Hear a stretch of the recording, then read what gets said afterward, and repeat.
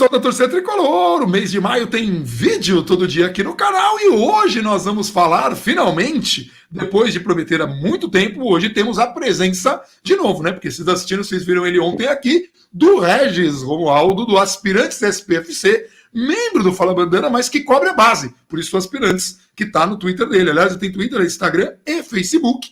E agora está embaixo o Gabriel Perecini, porque nós vamos falar de 5 anos de base e o destaque é de quem está do lado. No outro vídeo é legal que eu erro o lado. Tá desse lado, tá? Desse lado aqui. É curioso que no vídeo passado o Gabriel falou mais, então ele ficou do meu lado. Quem está do meu lado aparentemente fala mais. A gente espera que o Gabriel Perecini não roube o protagonismo do vídeo. Não, de jeito nenhum, de jeito nenhum. Inclusive eu fui convencido pelo Regis a participar, porque para mim deveria ter participado só o Regis.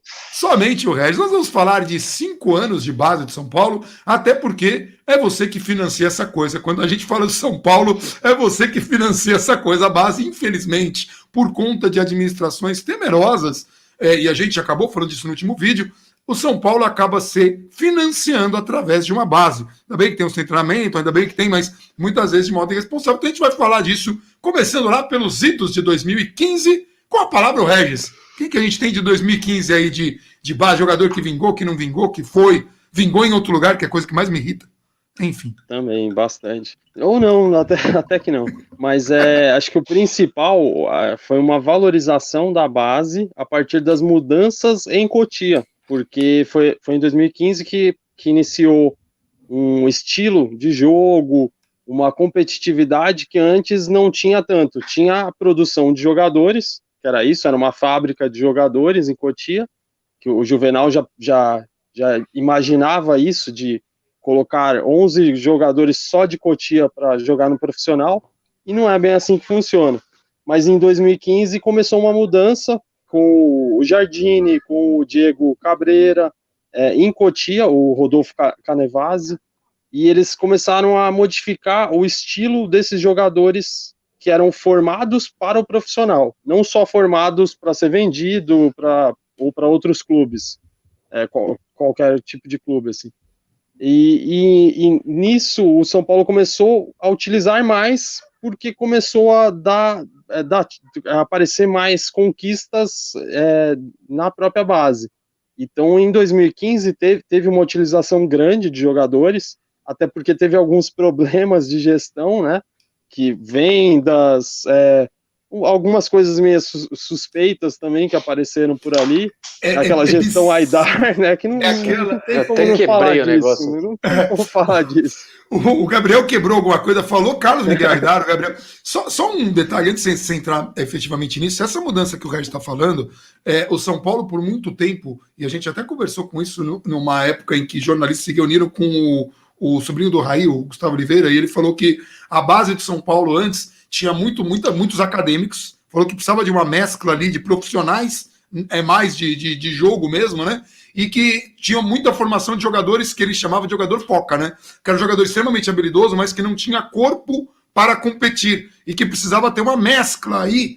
E até ele comenta, nós fizemos as mudanças, mas os resultados vieram mais rápido do que o nosso trabalho deveria proporcionar. Então ele diz assim, teve um pouco no começo de coincidência de começar a funcionar, porque quando você faz um trabalho, você vai ter um colhimento de fruto ali para frente, né?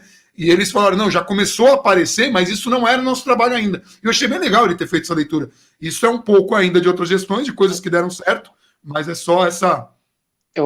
Hoje em dia, hoje em dia eu não sei exatamente há quanto tempo tem isso, mas já faz algum tempo, é sabido que ali entre Morumbi e Cotia, eles são dois mundos bem separados, e muitas vezes eles são mundos até rivais dentro de um mesmo clube.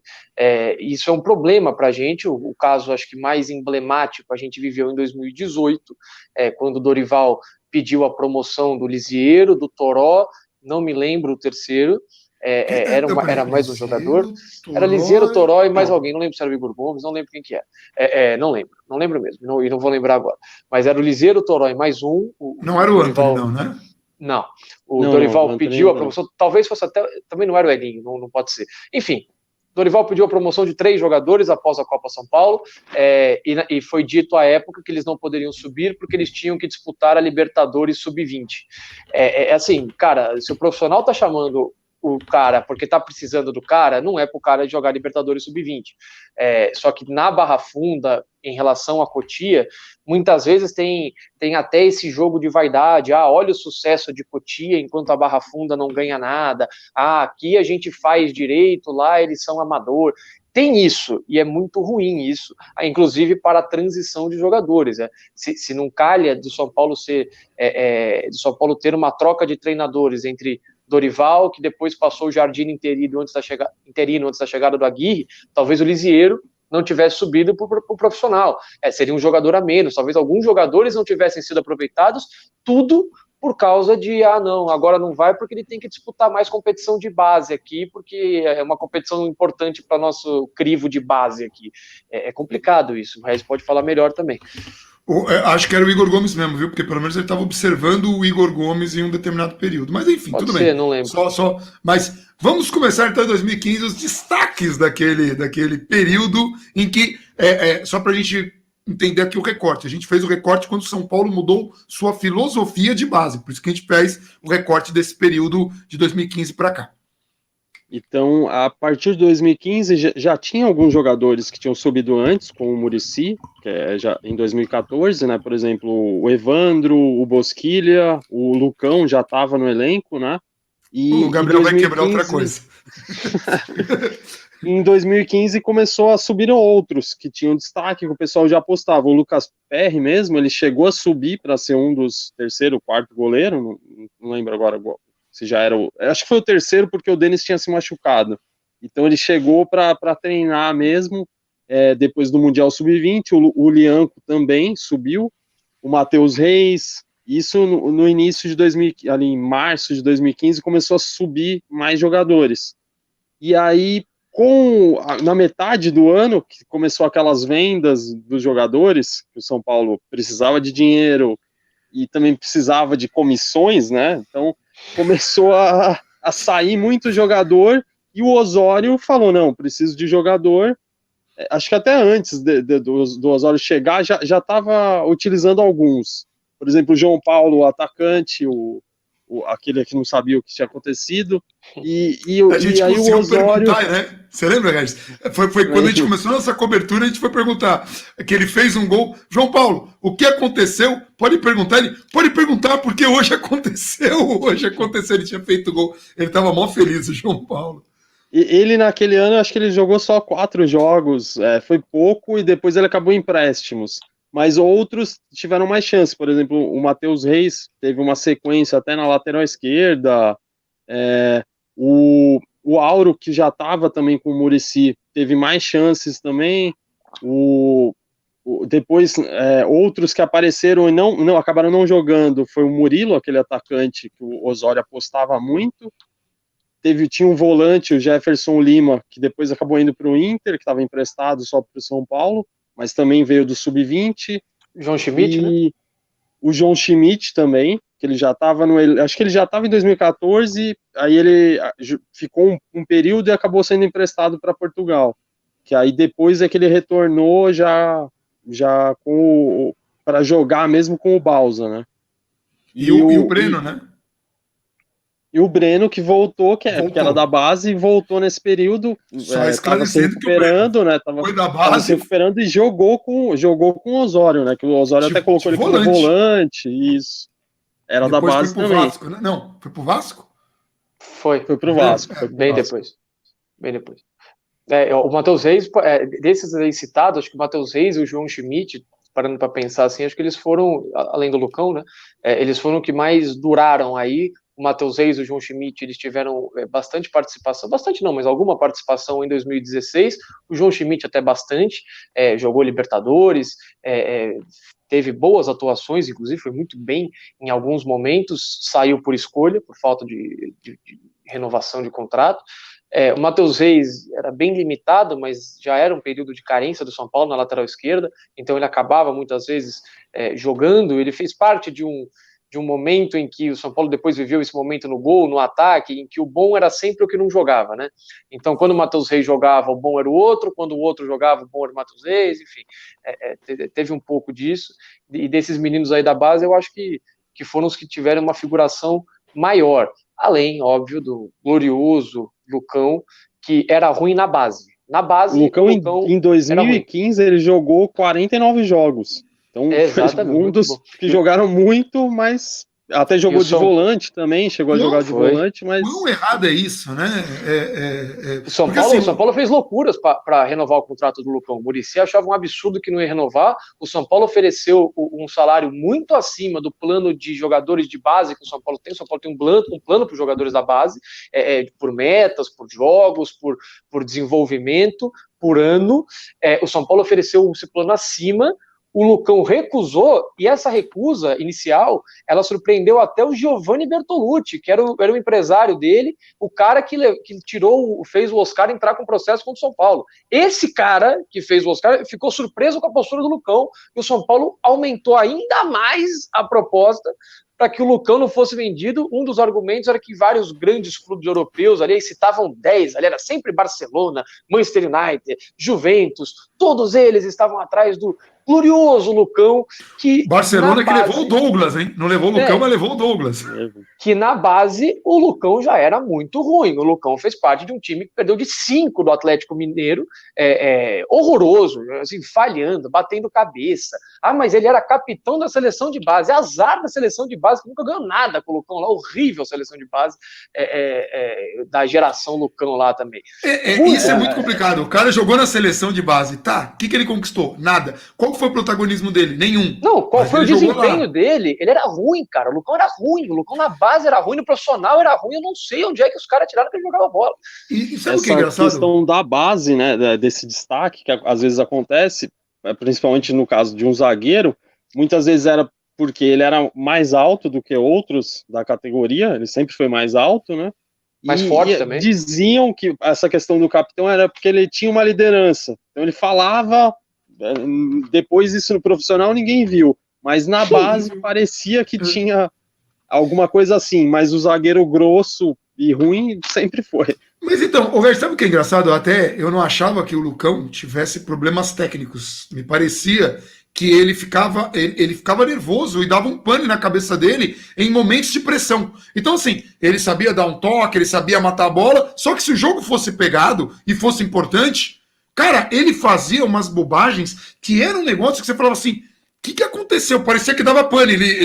Sabe aquele lance do Axel que ele recebe a bola naquela final do Cruzeiro, que coitado tava parado de ser. Coitado do Axel que entrou naquela roubada, que ele recebeu a bola, ele tava tanto tempo sem jogar que ele tava. Só que ali é um cara que tava muito tempo sem jogar. O Lucão jogando todo dia, dava uma pane. É uma teoria sua, válida.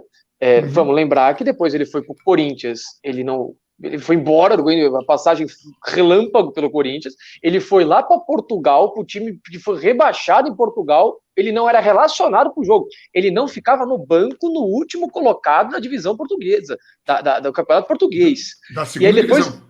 Não, da primeira. O time que depois foi rebaixado para a segunda. E aí depois ele vai para o Goiás, agora ele está no Goiás, ninguém vê o Lucão jogar também no Goiás. Então, assim, ele começou a jogar e foi para reserva rápido, assim. Não me parece ser questão de jogo importante. Não. Deixa eu me corrigir. Um momento importante no jogo.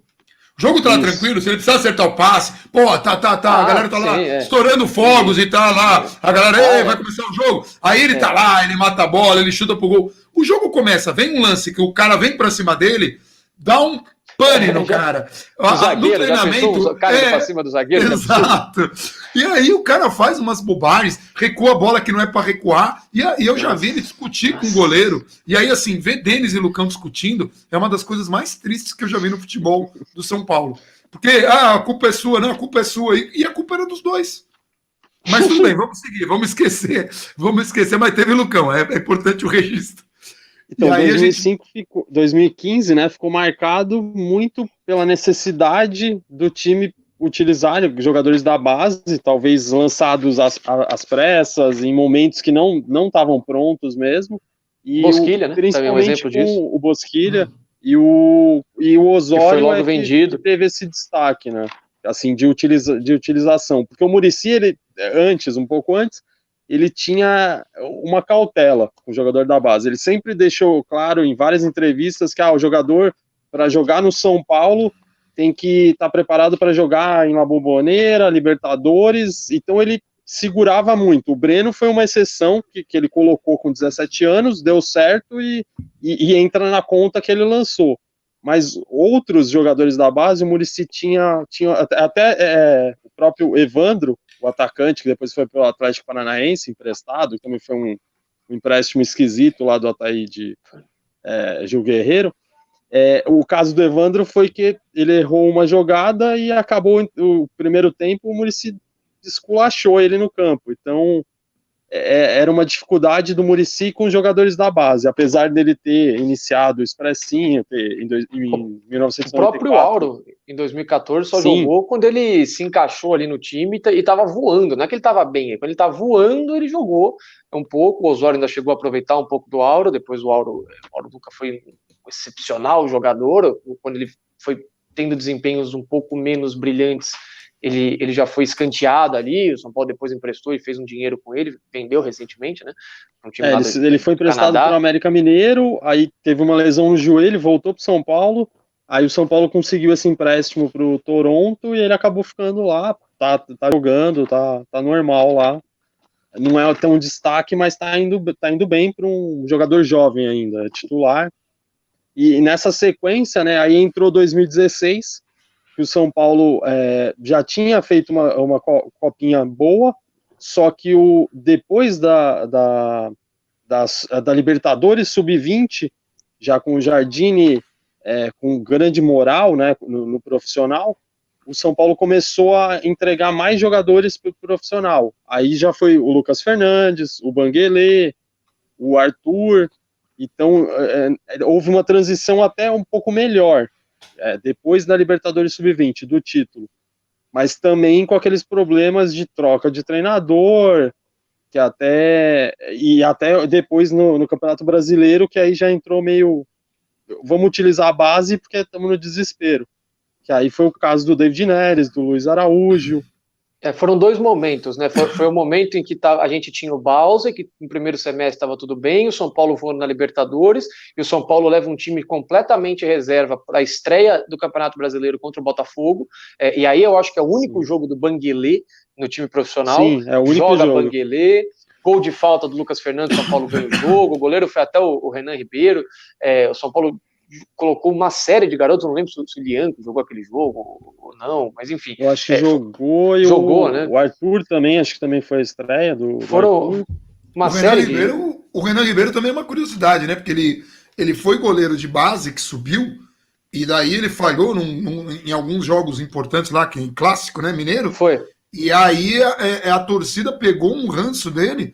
Mas ele foi bem no momento difícil do Atlético Mineiro, só que ele falhou ali em 2, 3 jogos seguidos, a galera pegou raiva dele mesmo. Pegou raiva, e no São Paulo foi o melhor goleiro que a gente teve até a chegada do Volpi, obviamente, né, dos que jogaram, dos que postulavam ali, e não teve oportunidades com treinadores, né, grandes treinadores que passaram para o São Paulo, que por alguma razão não confiavam nele, ou ele tinha algum problema. Ele teria com o Osório. O Osório tinha deixado muito claro que ele era a escolha do Osório. O Osório acabou saindo.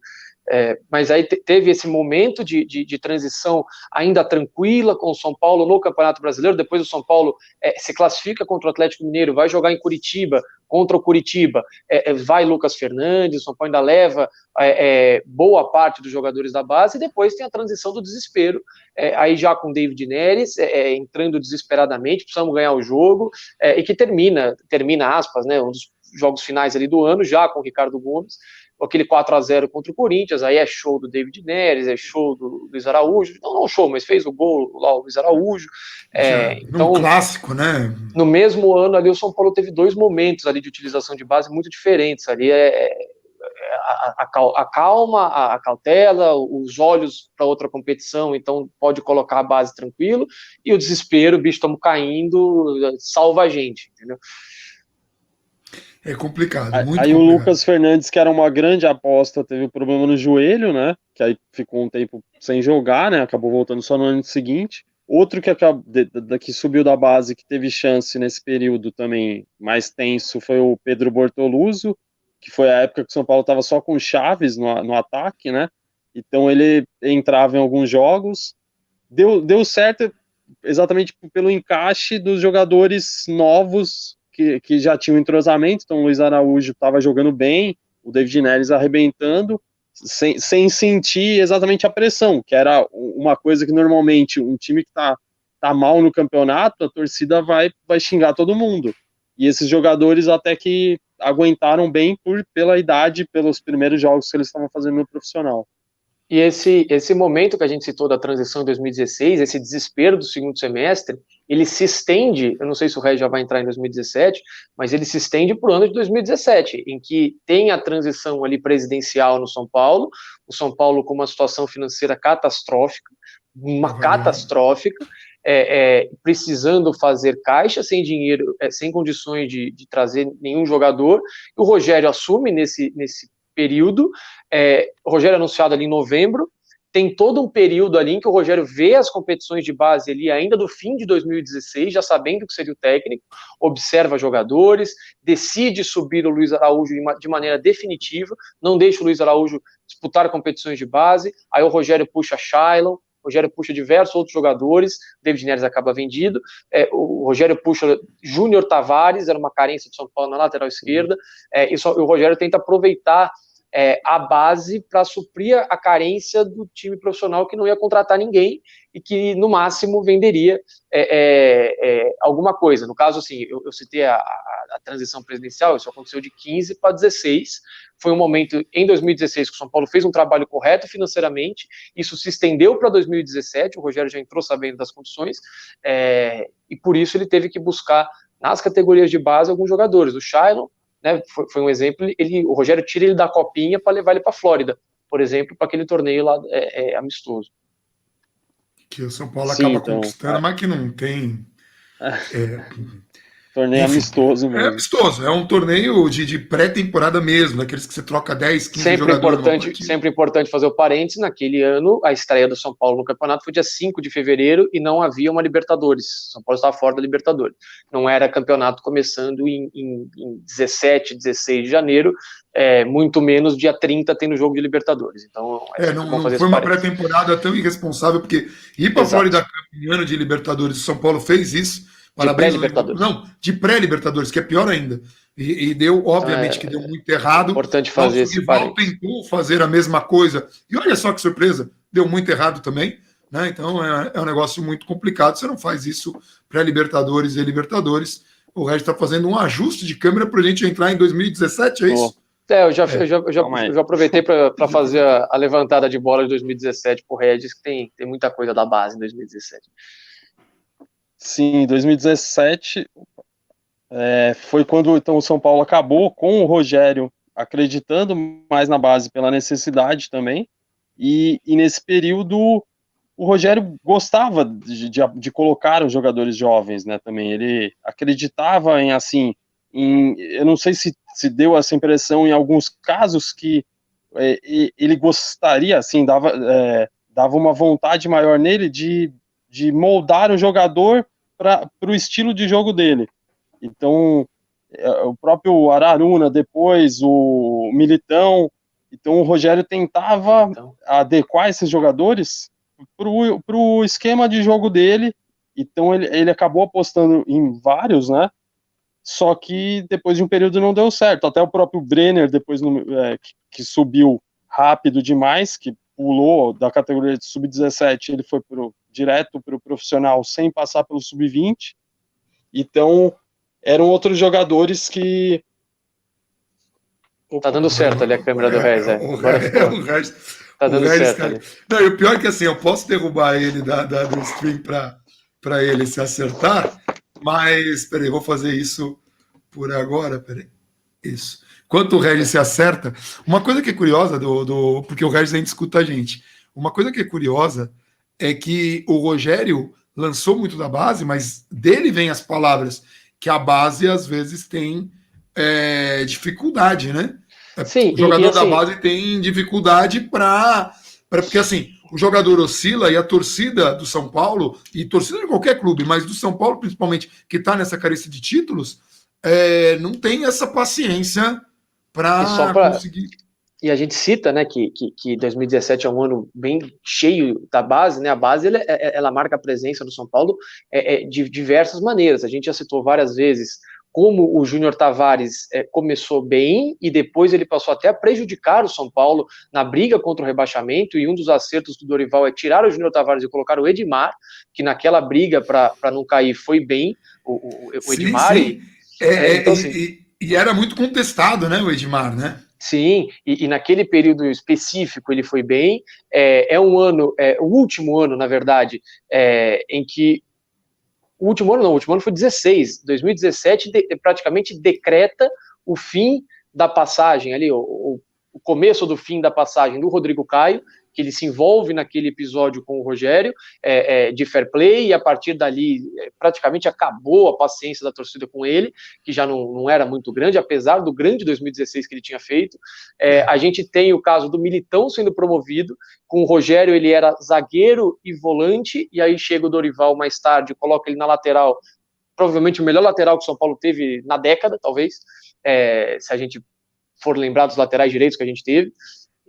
A gente tem o Brenner subindo e queimando etapas, a gente tem o Lucão acabando a passagem dele pelo São Paulo no jogo contra o Atlético Mineiro, em que ele falha no fim do jogo, o São Paulo toma o 2-1, perde no Morumbi, e ele sai, ele dá a declaração lá para a torcida, tô indo embora, e aí o Pinotti se estressa com ele, manda ele embora ali de maneira informal, né, ele não joga mais.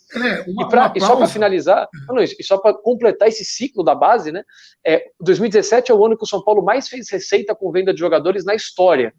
Muito disso tem a ver com David Neres, Luiz Araújo, Lianco. Então, assim, grande parte dessa receita de venda de atletas, o São Paulo conquistou com os jogadores. Se eu não me engano, não sei se o Raiz está escutando a gente, teve o Galvão, acho que era Augusto Galvão, alguma coisa assim, nem chegou a subir profissional, o São Paulo vende o garoto por uma quantia ali que não era muito grande, mas entra na conta de vendas que o São Paulo fez para somar esse montante e se consolidar como a maior venda em um ano da história do clube.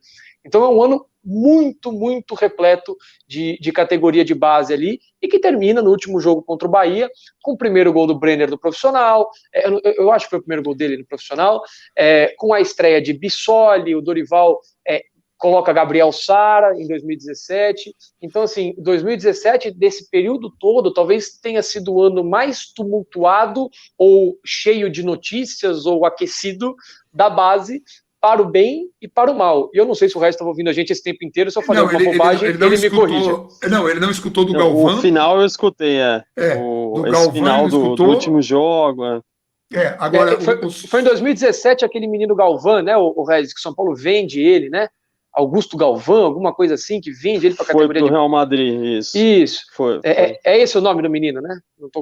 Isso, Augusto Galvão.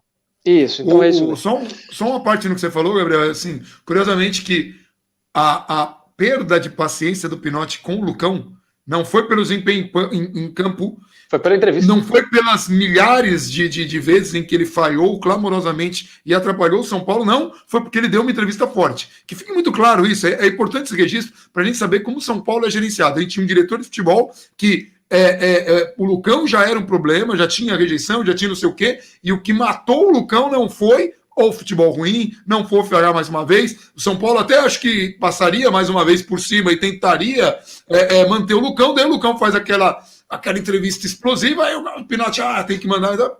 Uau! Fantástico, mas só para fazer isso. Então, 17 foi o ano que o São Paulo mais ganhou dinheiro com venda de jogadores, óbvio. O na história David do clube. David Neres, Luiz Araújo, Lianco, Augusto Galvão. Se eu esqueci de alguém, o Regis me complementa, mas foram da base, foi um ano muito... Da base foram esses mesmo. Então, foram esses. Foram esses mesmo.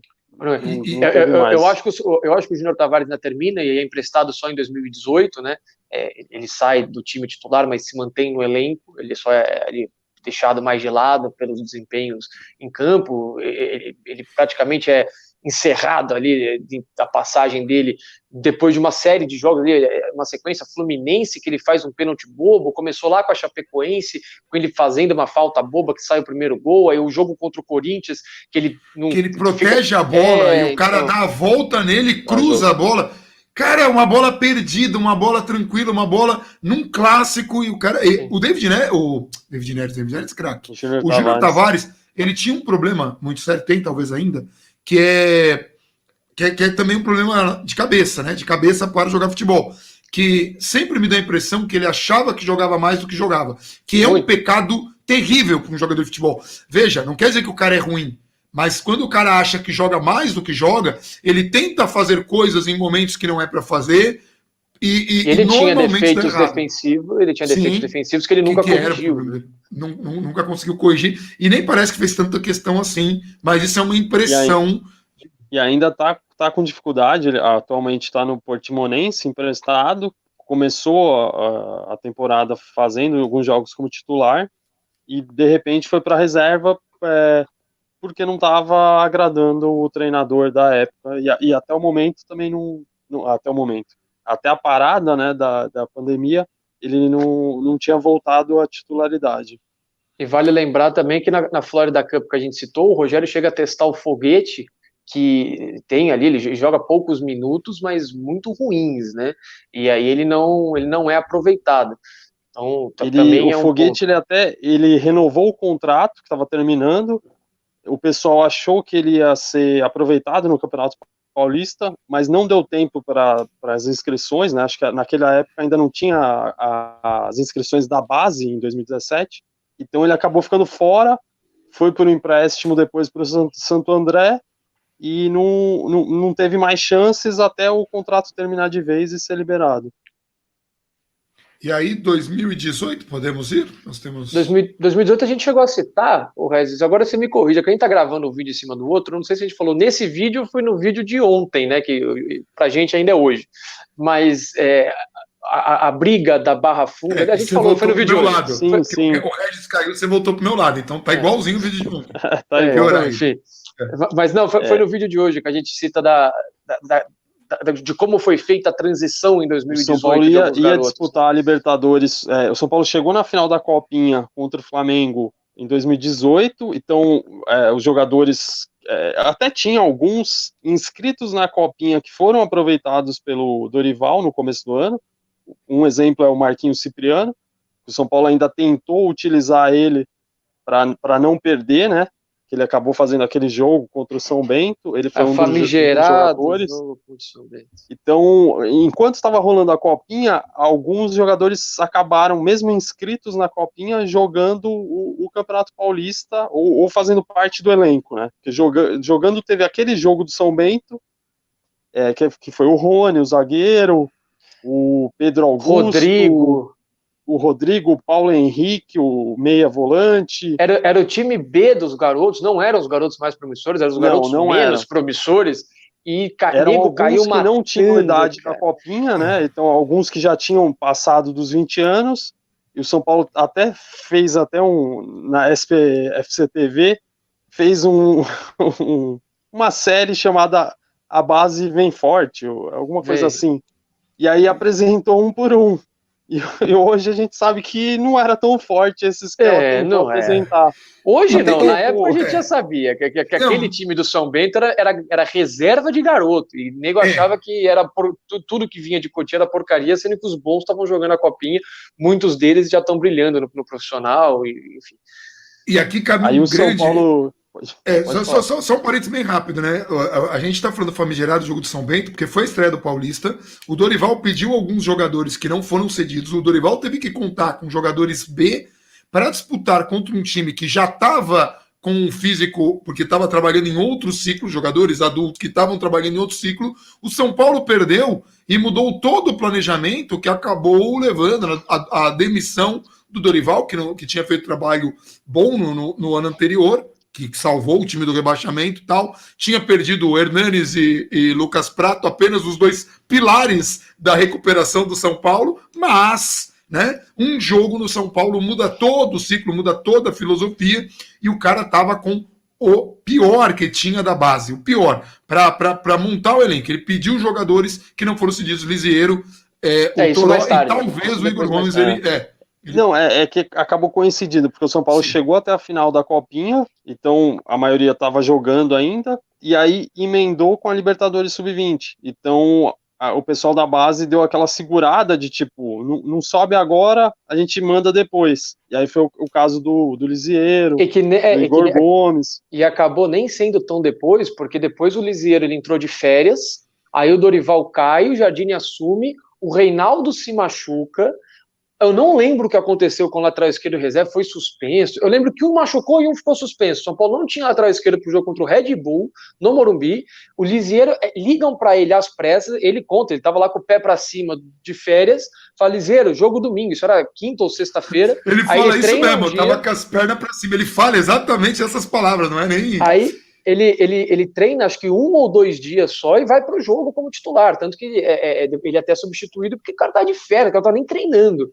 Então assim, é assim que foi feita a grande transição de 2018 para um jogador que, como a gente citou, o Dorival já havia pedido para a posição de volante e o Jardine sobe ele para primeiramente jogar como lateral e depois ser aproveitado no meio de campo. E aí vamos só fazer o Lisieiro teve que jogar de lateral, que é uma posição que é terrível, né? Subida, descida, na questão do desgaste físico, sem estar em condições, e depois, por conta disso, teve algumas lesões e ficou com uma fama terrível em função de lesões de um planejamento que não existiam na base. Que não existiam na base não nessa existiam posição. na base. Tanto que ele terminou 2017, ele terminou jogando a Copa Ipiranga, jogando o jogo segunda, quarta, sexta. Aí eles tiveram só o Natal e Ano Novo de folga. Começou 2 de janeiro, estreia na Copinha, e jogando de novo a cada 3 dias, ou até menos, depois já na fase final. Então ele não teve um descanso mínimo, assim. Quando ele estava com o pé para cima foi quando chamaram ele. E em 2018 e na a gente Copinha tem ele já tinha jogado, só para completar, que na Copinha ele já tinha jogado como lateral esquerdo também, né? Sim, mas já aí usava no formato em que o Jardine com a bola passava ele ali para o meio, o Torós fazia muito bem recomposição, até o Cássio foi titular muito tempo daquela Copinha também, fazia leitura, e o Luan que foi promovido também naquele ano de 2018, e um que não foi promovido com todos os méritos de não promoção é Gabriel Novaes, das maiores lendas da história da base do São Paulo, horroroso, o menino é muito ruim, e até hoje ele é tratado como por que não traz o Gabriel Novaes? Porque ele é ruim. O Barcelona levou ele lá, emprestou para o time B do Barcelona, que joga segunda ou terceira divisão do Campeonato Espanhol. Terceira divisão do Campeonato Espanhol. Acho que até segunda, na verdade. Acho que é a segunda divisão do Campeonato Espanhol. Foi emprestado pro time da terceira. Exato. Né? Aí o Barcelona não aguentou que ele ficasse 1 ano de empréstimo lá, um ano e meio, aí emprestou para outro time lá, e o outro time lá devolveu ele. Então, assim, emprestou tipo Córdoba, era o nome do time. Isso. Então, assim, Gabriel Novaes... tentaram uma negociação com o Botafogo, ele até foi para o Rio, treinou, não deu certo, e agora tá quase indo para Chapecoense. Então, quase foi pro Curitiba também, não deu certo. Assim, uma das maiores lendas daquele time muito bom. Aquele time ele foi para a final e massacrou o Flamengo, perdeu de 1-0 com gol de escanteio no começo do jogo, um absurdo aquele jogo. Terminou o jogo com bola na trave. Aquele time ele foi para a final, apesar de Gabriel Novaes, que aliás, ser o artilheiro do ano seguinte do título, mas que também não foi por causa dele que a gente ganhou, não. E é um dos jogadores que eu mais vi o Gabriel xingar na vida, assim. Não, você tá maluco. Ele xingava muito, xingava no sentido de cobrar muito. Mas assim, aquele ano teve muito disso, teve a dupla Lisieiro e Luan, 2018 também teve muita marca da base, teve o Antony estreando ali já no fim de 2018, e assim, muito mal. O próprio Elinho, né? O Elinho contra o Flamengo, o primeiro jogo, o primeiro gol, deu aquela esperança. Então a gente teve vários daqueles garotos estreando. Igor Gomes chegou a também estrear em uma fogueira absurda, também não foi bem na estreia dele, sempre mostrando personalidade, mas não indo bem também, numa fogueira, estreando em jogo contra o Grêmio, confronto direto de São Paulo por vaga na Libertadores, coisa horrorosa, assim. 2018 foi um péssimo planejamento do São Paulo. Até o Brenner teve uma sequência maior também. Em 2018, eu não lembro se foi no começo, no Paulista, né? Ele teve uma sequência maior. Só que depois teve uma queda que aí o pessoal percebeu que ele não deveria ter subido antes, né? Queimado etapas, né? Não pode queimar etapas. E aí chega em 2019, já que praticamente encerra, né? Porque 2020 não teve, né? Então, sim, o último ano aí, até porque a gente já teve também 40 minutos de título, né? Mas chega em 2019, de título seria bom, o mas não tem Regis. 40 minutos de vida. De De tempo. vídeo. De De vida, vida? de título, de vida. Aqui. Aí 2019 foi a aposta no Jardine e aí sim acreditaram que podia usar mais a base. Mas de Que não novo aconteceu. foi o próprio Jardine que não conseguiu contar. Ele até explicou depois que ele saiu do São Paulo, teve algumas críticas e ele respondeu um torcedor no Twitter. No caso do Lisieiro, que ele falou que o Lisieiro começou a pré-temporada, sentiu uma lesão no pubis. Teve a questão do Antony, por que o Antony não foi aproveitado? Mas o Antony ainda estava jogando a copinha, então estava arrebentando na copinha para depois subir de vez, né? Que até chegou a jogar alguns minutos com o Jardine antes da queda dele. Então teve essa dificuldade, não da transição dos jogadores, mas do treinador com o elenco daquela época, né? E o próprio Jardine tentou aproveitar muito mais o Elinho mesmo, porque o Elinho ele primeiro começa na gloriosa Florida Cup, o Jardine tenta aproveitar. Muito errado. Aí não é complicado. Mas ele coloca o Elinho de titular, o Elinho vai bem em 45 minutos contra o Ajax, principalmente, contra o Eintracht Frankfurt nem tanto, mas contra o Ajax, vai muito bem, começa o Campeonato Paulista, não vai tão bem no Campeonato Paulista, e na Libertadores, aí a gente já sabe, na Libertadores a gente foi de Hudson e Jusilei, aí não teve base, não teve Luan. O Luan a gente emprestou lá. Não, foi a gente emprestou para a Mundial seleção. Sub-20, isso. Brincadeira, né? Cedeu. Então a gente teve tudo isso, o treinador também não fez questão de brigar, falar, bicho, não tem Libertadores, não tem Mundial Sub-20. Então, o Igor Gomes nem deu tempo, também acho que estava no Mundial, ou também não era tava a figura principal, estava, né?